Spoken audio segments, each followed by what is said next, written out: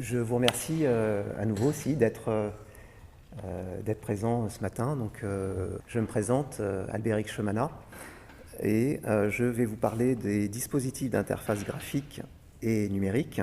Je remercie évidemment en premier lieu Evelyne Broudou et Claire Scopsi qui m'ont invité pour ce séminaire. Donc pour commencer, simplement, c'est un exercice un petit peu différent de ce que je fais habituellement. J'évolue effectivement dans l'enseignement auprès d'étudiants en informatique et d'étudiants aussi en design graphique.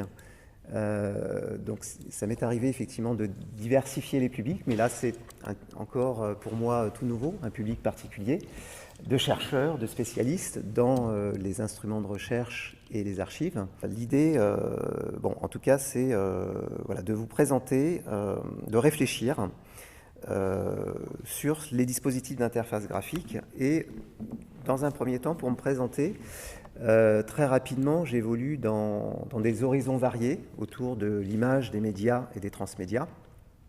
Donc vous voyez ici, je vous ai mis quelques pistes entre le design graphique, la création.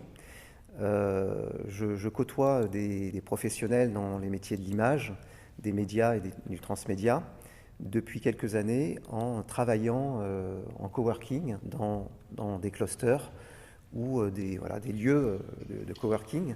Et le dernier en date, donc je travaille à la centrale, en lien, en tout cas c'est un cluster d'entreprises autour des médias, donc il y a des entreprises autour du jeu vidéo, de la production audiovisuelle, des développeurs et d'autres professions spécialisées dans les médias.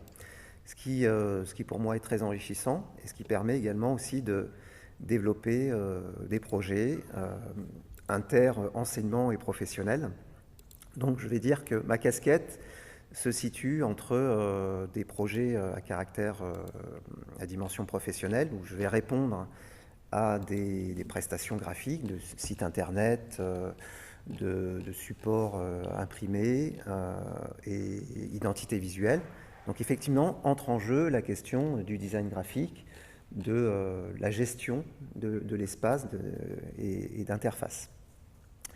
Je peux très rapidement justement vous donner, pour vous donner un petit balayage justement de quelques projets dans le domaine du déploiement Wi-Fi pour une société dans les télécoms, déploiement Wi-Fi pour les collectivités et les transports, ou encore dans l'édition, dans tout ce qui est communication audiovisuelle autour de l'événementiel. Par exemple ici, peut-être ça peut créer du lien, NMCube qui est un incubateur justement pour des projets d'édition, d'information et de communication, donc qui se trouve aussi sur Nantes. Donc voilà, vous voyez que mes activités touchent à différents domaines, du web à l'imprimé, aux applications mobiles et au graphisme. Donc pour définir un peu le périmètre de l'intervention, donc l'exposé se situe à la croisée du design et des humanités numériques, sciences humaines, et comment la rencontre de ces champs disciplinaires permettent d'envisager des démarches de compilation organisées de l'information selon des systèmes narratifs plus ou moins complexes. Donc nous évoquerons tour à tour les points qui sont évoqués ici, affichés, donc un bref retour sur le design numérique, questionner qu'est-ce qu'un dispositif numérique et à travers des exemples, questionner aussi des nouveaux paradigmes des dispositifs d'interface graphique numérique. Alors pour ce faire, dans un premier temps, en préambule, avant de commencer par une présentation des jalons, comme ça, en tout cas des balises historiques, clarifions ce que recouvre le terme design graphique. Donc par définition, le design graphique est une discipline qui vise à concevoir des graphismes ou organiser des informations, créer des images destinées à toutes les applications de la communication visuelle dans le but d'informer. Donc abordons justement quelques points sur ces balises qui ont permis d'aboutir au design d'interface.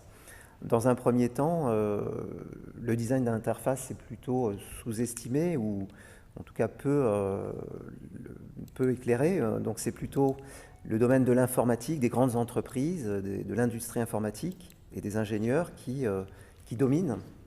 Et la notion de design arrive tardivement. Donc là, on est dans les années 30, 50. Et si on fait un saut quelques années plus tard, c'est à partir des années 70, et notamment avec Xerox PARC en Californie, donne naissance aux interfaces utilisateurs, Graphical User Interface, donc GUI, et donc à travers ce projet, l'écran, en tout cas la réflexion de ces équipes de recherche, est d'orienter leur recherche sur ce que vous voyez, des fenêtres, un système de fenêtres, d'icônes et de menus qui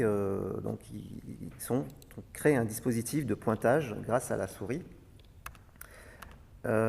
Et dans cette recherche-là, notamment, je reprends une citation du PDG de l'équipe, donc leur but est de résoudre un problème spécifique avec une solution que les individus trouvent naturelle et facile à utiliser.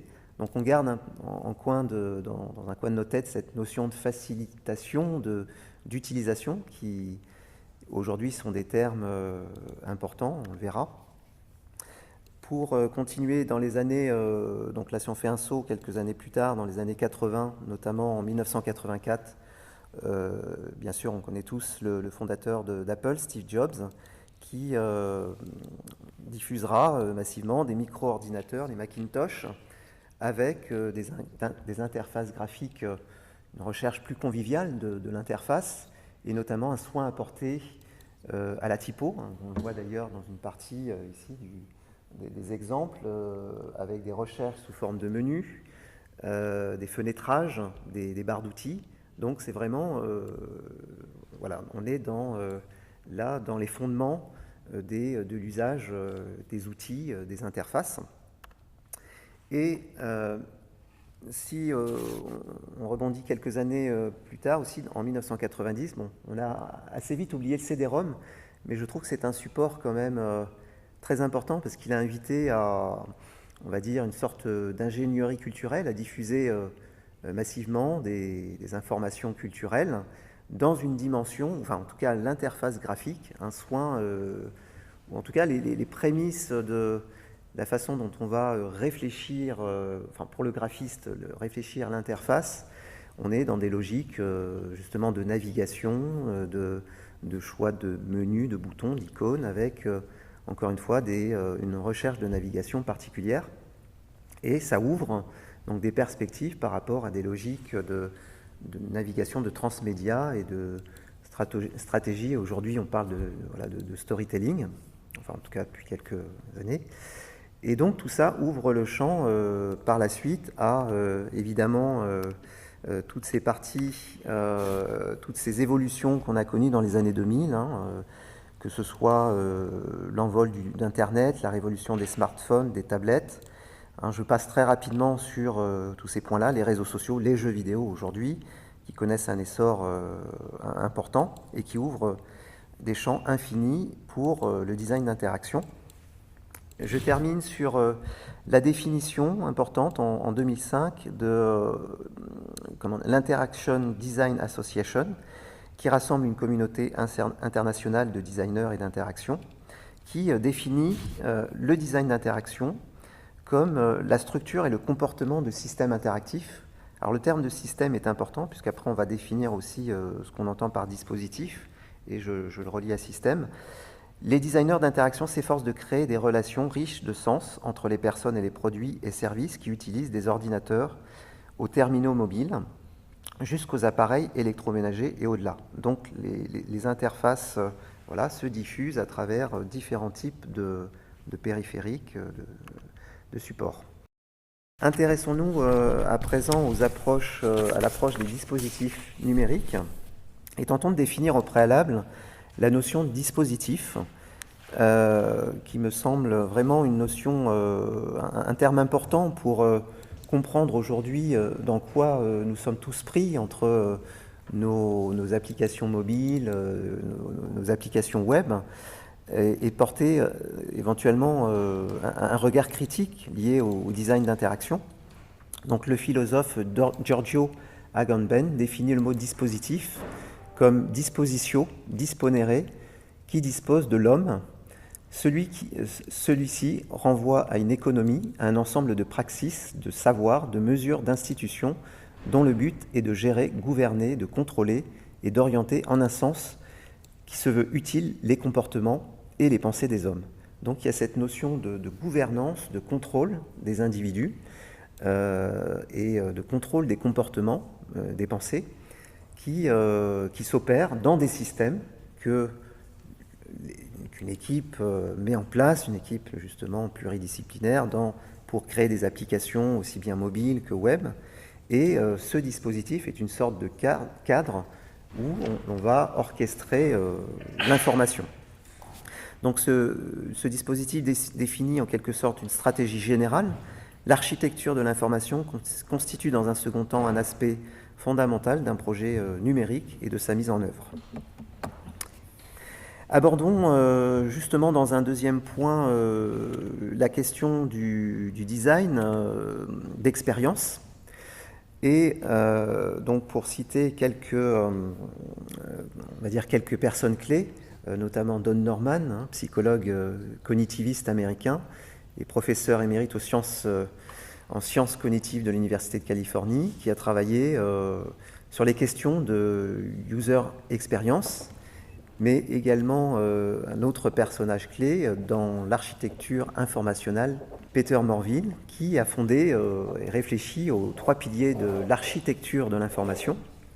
Donc l'architecture informationnelle, à savoir la convergence entre ce qui est du contextuel, les contenus et les utilisateurs. Donc aujourd'hui, de nombreuses expressions sont évoquées en termes autour du design d'interface et notamment de la question de l'expérience utilisateur. On va parler de design centré utilisateur, de design d'expérience, donc des termes qui sont comme ça incontournables, mais qui depuis quelques années, on va dire, on revient un petit peu de ces approches comme ça très, très fermées. Pourquoi centré utilisateur? De toute façon, le design en soi, on n'a pas entendu ces termes-là ces dernières années pour se soucier de l'utilisateur. Le designer, que ce soit le graphiste ou d'autres types de designers, s'interroge sur le confort, l'ergonomie à destination de l'utilisateur. J'aimerais juste citer en parallèle Anthony Mazur, qui a publié un ouvrage sur les humanités numériques et qui parle de design acentré. Comment justement revenir plutôt à un design acentré plutôt que centré utilisateur, parce que justement le lien qui est à faire avec cette notion de dispositif, le dispositif est une sorte finalement d'encadrement qui va gouverner, contrôler, nous enfermer tous dans une espèce d'architecture préconçue dans laquelle on sera un petit peu en cage et on évoluera. Donc comment questionner ces éléments-là sur cette question du design de l'expérience utilisateur. Alors je rebondis justement sur la définition d'expérience. Donc l'image très rapidement que je vous ai indiquée ici, que vous connaissez peut-être en termes de métaphore, comment trouver un chemin qui facilite et qui crée on va dire une expérience pour l'usager, plutôt que de choisir un chemin certes designé mais très cadré dans la façon d'arriver à l'obtention d'une information ou d'un résultat. Donc par définition, l'UX, c'est un ensemble de méthodologies et de processus centrés utilisateurs permettant d'imaginer, de concevoir et d'améliorer un service ou un produit numérique. Donc c'est vraiment cette notion de... Alors là aussi, l'UX, c'est un nom qu'on a donné par la suite, mais qui était déjà existant avec un ensemble de disciplines qui étaient, on va dire, un petit peu séparées les unes des autres, comme notamment l'ergonomie, l'architecture de l'information, le design graphique, les tests utilisateurs. Et toutes ces composantes-là ont été réunies sous l'appellation d'expérience utilisateur. Alors, pour donner des dimensions importantes justement qui touchent au design d'interface avec lequel le graphiste travail, que ce soit les mots pour la simplicité de compréhension, les visuels, les images, les icônes, pour renforcer la communication, ou le type d'objet choisi, des objets réels pour les utilisateurs, avec quels objets ils vont interagir avec le produit, le temps également, la temporalité, des animations, des effets sonores qui permettent de faire comprendre à l'utilisateur les effets produits sur lui, ou encore le comportement, comment celui-ci réagit. Toutes ces dimensions vont structurer et impacter l'usage d'une interface graphique. Pour l'approche organisationnelle de l'information, il est important évidemment, en fonction des fonctionnalités qui seront organisées, celles-ci déterminent le quand et comment seront présentées les informations dont l'utilisateur a besoin, et cette organisation est le point déterminant de l'utilisabilité d'un système interactif. Alors là, on est autour de théories un petit peu générales, de règles.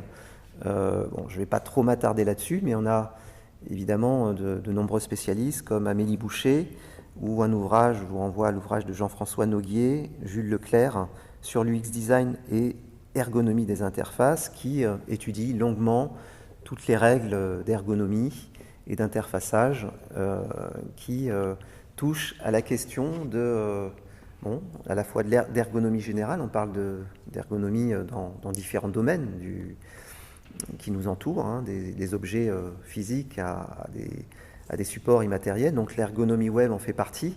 Et ce sont les questions, la finalité, c'est vraiment comment répondre à un besoin par l'utilité, cette notion de ce principe d'utilité associé à l'utilisabilité, à savoir la facilité de donner une satisfaction à l'utilisateur et l'aider à atteindre des objectifs. Donc tous ces éléments sont en ligne de mire des designs, en tout cas d'une équipe dans la conception d'une application web ou mobile. Ces critères sont des éléments évidemment incontournables pour mettre en place une architecture de l'information. Et surtout, évidemment, j'ai listé quelques éléments de bonnes pratiques, je pourrais y revenir peut-être dans les questions, mais on est vraiment sur des questions là plus généralistes, donc je ne vais pas trop m'attarder là-dessus pour donner du temps aux exemples que je vous ai préparés. Et donc là, nous sommes sur la troisième partie, à savoir des exemples de dispositifs. Donc dans cette troisième partie, je vais tenter de montrer comment envisager l'expérience utilisateur, l'interface dans un dispositif numérique qui soit en lien, en tout cas avec votre domaine d'expertise, dans le domaine de l'archivage et plus précisément des instruments de recherche. Donc elle vise à étudier la notion d'une forme d'archive fluide des instruments de recherche à travers des dispositifs numériques, narratifs et des concepts d'interfaçage plus ou moins complexes. Alors j'aimerais à nouveau refaire un saut sur une référence qui me semble intéressante, Georges Maciunas, qui est assez atypique, donc un historien, précurseur, artiste et historien, qui questionne justement cette idée comment designer l'information, et notamment l'histoire, comment designer l'histoire en récit visuel ou graphique. Donc moi, avec ma sensibilité graphique, c'est une référence qui m'est apparue très intéressante. Donc c'est un véritable polymathe, à savoir une machine à apprendre. Donc cet artiste américain a étudié l'art, le design graphique, l'architecture, la musicologie. Il s'est également intéressé à la logique, à la psychologie, à la physiologie et à la langue française. Et il a également participé, donc c'est longuement investi dans le mouvement artistique Fluxus, avec lequel il a produit un certain nombre de documents sur lesquels je vais revenir.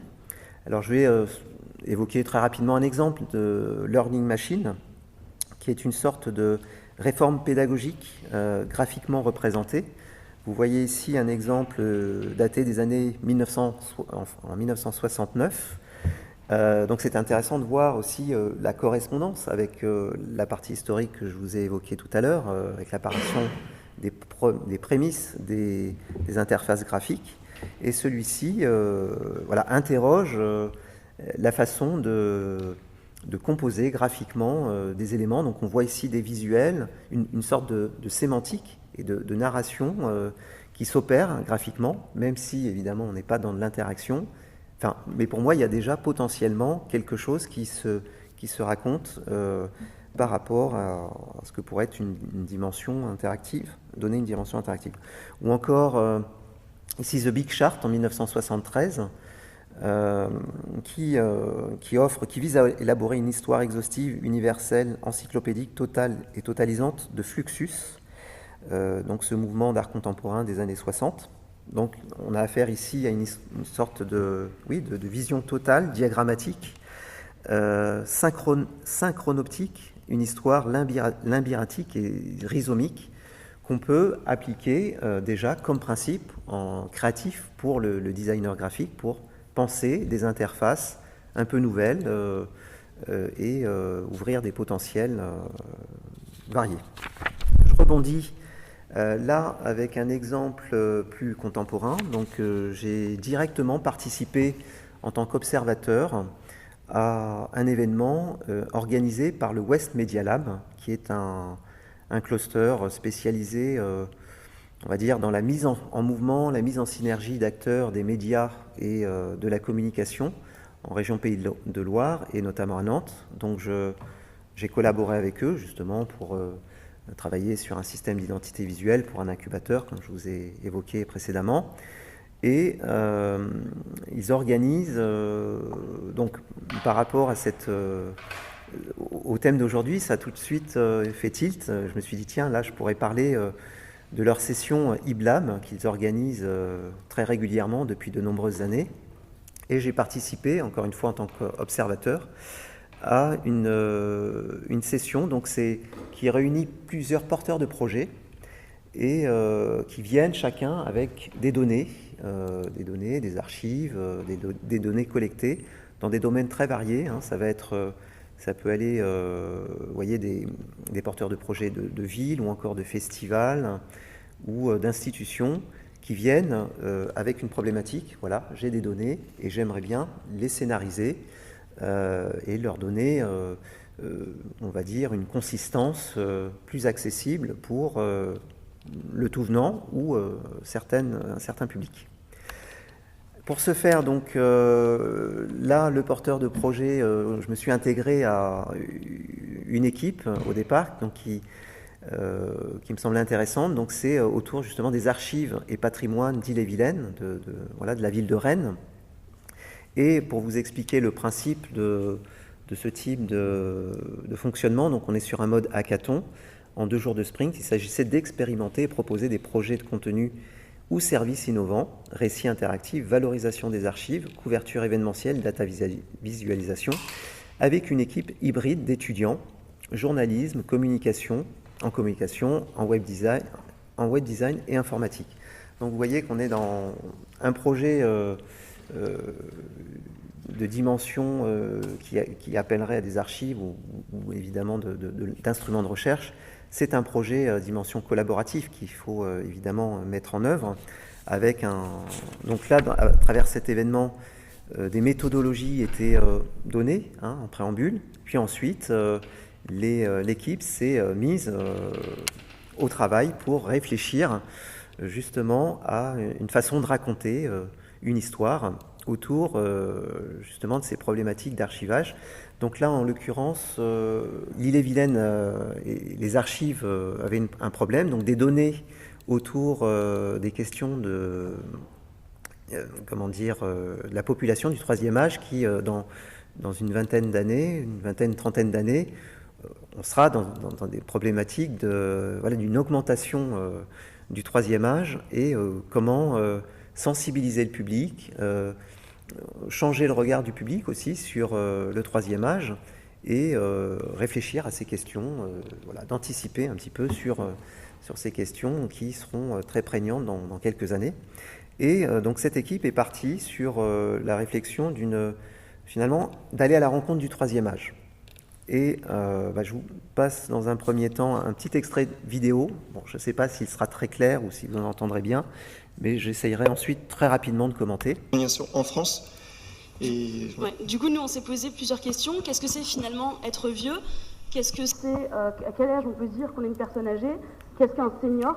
On s'est posé toutes ces questions, on a pris notre DeLorean. Et on est parti faire un tour dans le futur en 2067. 2067, une personne sur 3 aura plus de 60 ans. Et ça, je pense que pour vous, c'est tous l'angoisse. Un monde plein de vieux, je pense que c'est tous l'angoisse pour vous.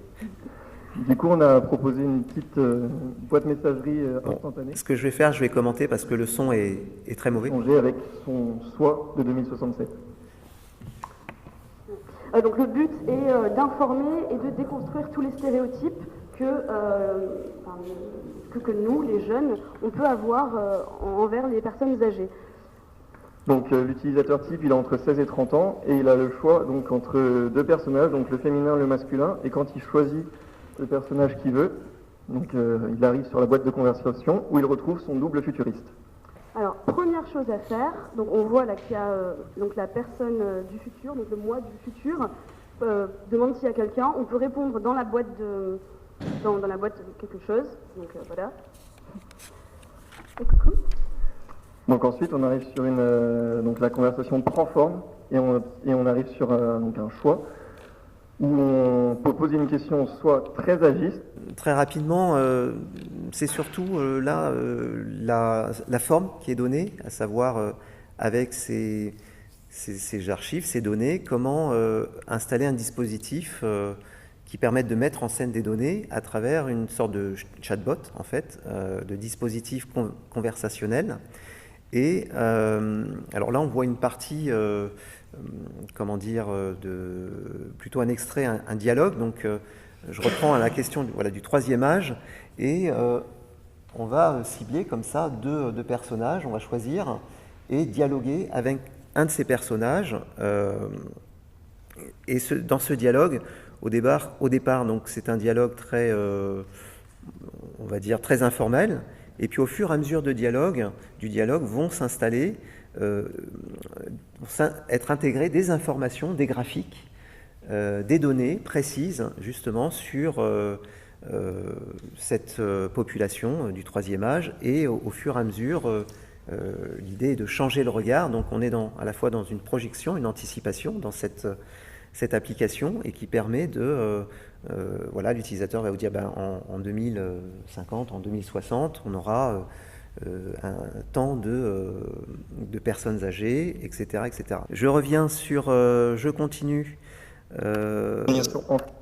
sur un autre exemple, deuxième exemple, donc l'agence Bac à Sable, qui est une agence de design interactif située sur Nantes, et qui propose, qui est spécialisée dans de nombreux projets autour du design interactif, et notamment dans la visualisation de données.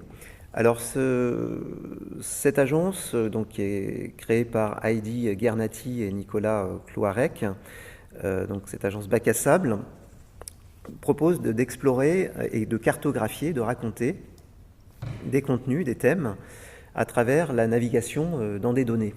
Donc là aussi, avec la culture avec laquelle je viens, un peu de ce domaine, je me suis dit que cet exemple était intéressant pour nourrir un peu, ouvrir la réflexion.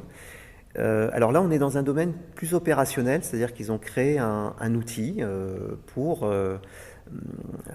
proposer à toute institution ou personne qui a un volume de données, proposer une sorte de moteur qui soit tout à fait adaptable d'une thématique à l'autre.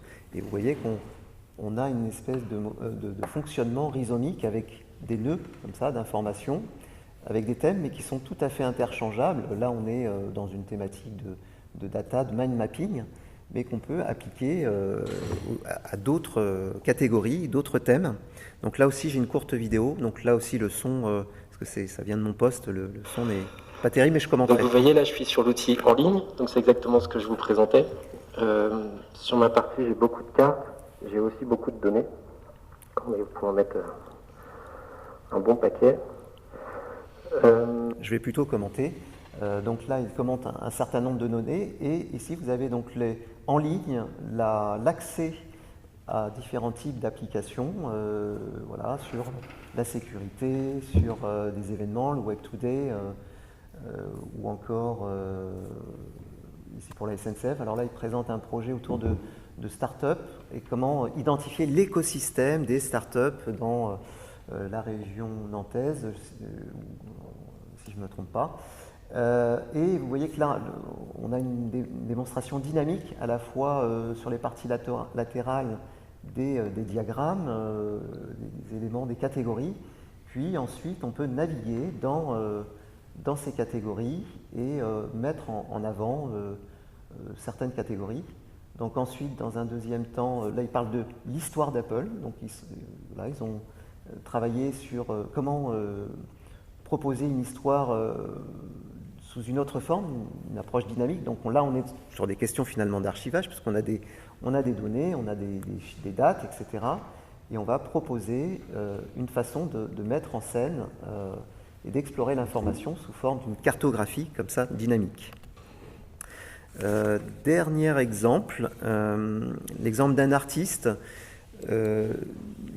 Masaki Fujihata, qui propose ici plutôt un dispositif tactile. J'ai voulu, dans les exemples aussi, diversifier l'approche aussi évidemment de l'accès à l'information. Donc les dispositifs tactiles offrent des potentiels aussi de navigation et d'interaction, également sur des questions d'interface. Et cet artiste-là aborde l'archive de sa propre création artistique, où il fait converger en fait le papier et le numérique. Parce qu'il me semble que l'archivage, alors on a toujours une image un peu poussiéreuse, on a en tête le papier, dans une image un peu stéréotypée, mais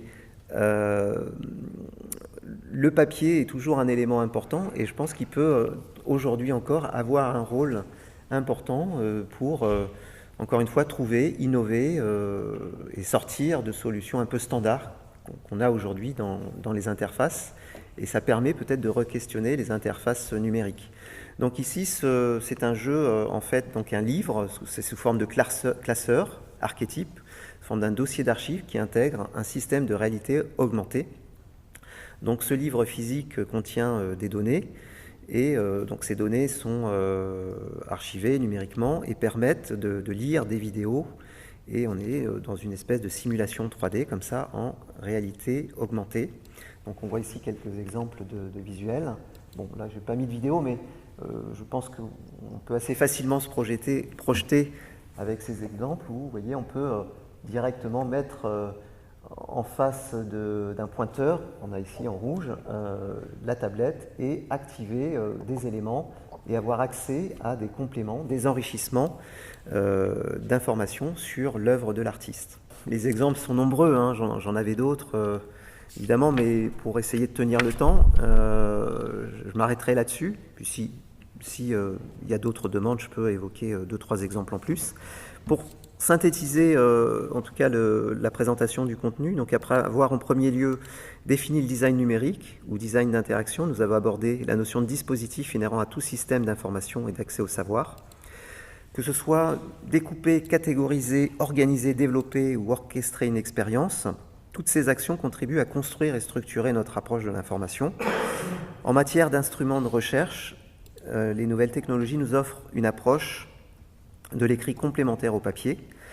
Elle questionne dans un renouvellement incessant l'accès à l'information, notamment comment écrire l'écran, et que ce soit des récits, systèmes de narration, diagrammes, data visualisation, systèmes interactifs enrichis, toutes ces possibilités offrent des moyens d'envisager l'archivage ou instruments de recherche sous d'autres formes, des formes variées.